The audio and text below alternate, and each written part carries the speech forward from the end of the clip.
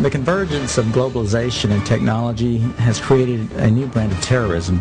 There were persons who, for whatever reason, came to view their home country as the enemy.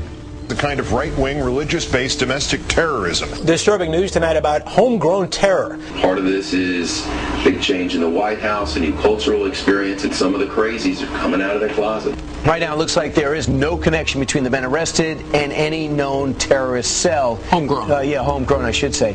Folks, we've got a very serious situation here. I'm holding what is called the right-wing extremism, current economic and political climate, fueling resurgence and radicalization and recruitment.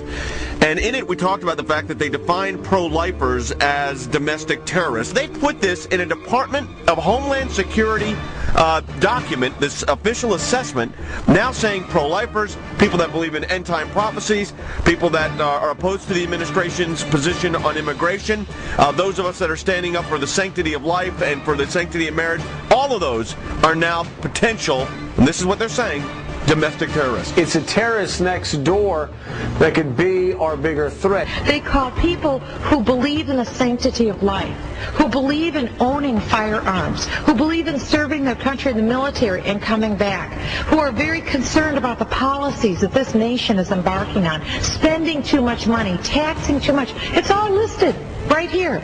These are the domestic right-wing extremists. 1 million names under the watchful eye of the United States.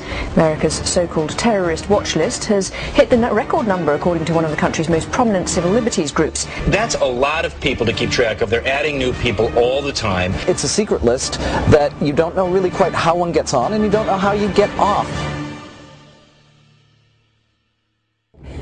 They're coming out and profiling huge groups of people. You know, if you voted for a certain political candidate, you should be considered a potential threat.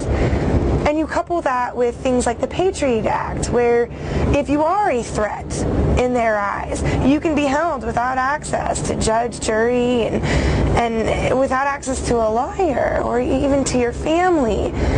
That's very concerning because we've watched our country go through and do this to brown people, you know, overseas. They're rounding up enemy combatants and they're putting them in camps and they are torturing them. That is a fact. We know that.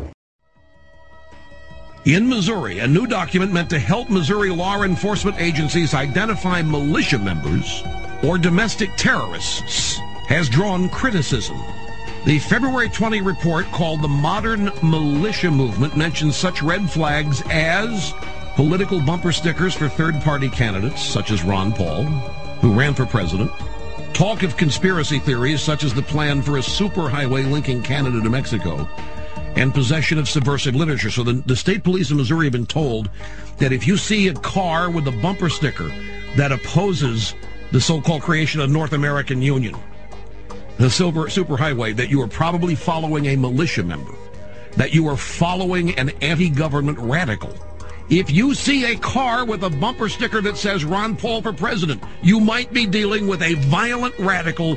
Exercise extreme caution.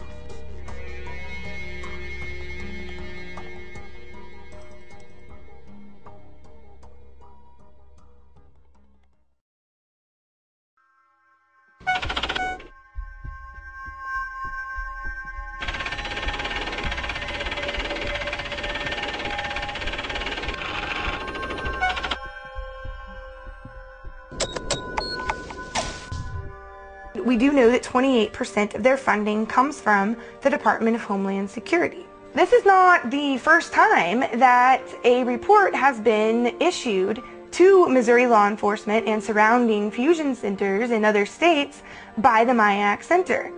Previously, there have been several reports, such as the MIAC report in the state of Missouri, but this is the first time that a report such as this actually named individuals.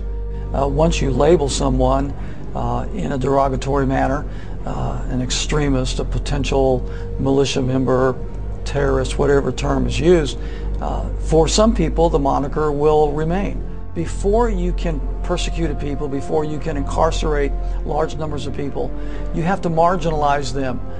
You have to create the image that these people are dangerous to society, or they're extremists or radicals. Call them what you will. but marginalize them from the mainstream of society so that at that point the rest of society will accept the persecution that might result upon this group.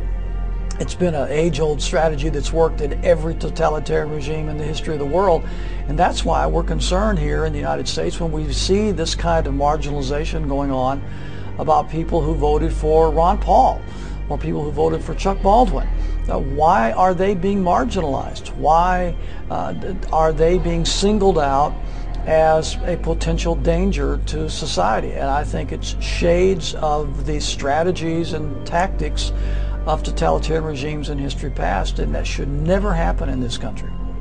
The people in Washington, D.C. haven't represented what was on the American people's minds for a long, long time. They are the most disassociated, discombobulated, disconnected people on this planet. And they necessarily had to do that for all the violations of the Constitution that they've done. Just how far are you willing to go before you stand up and say no more to the federal government?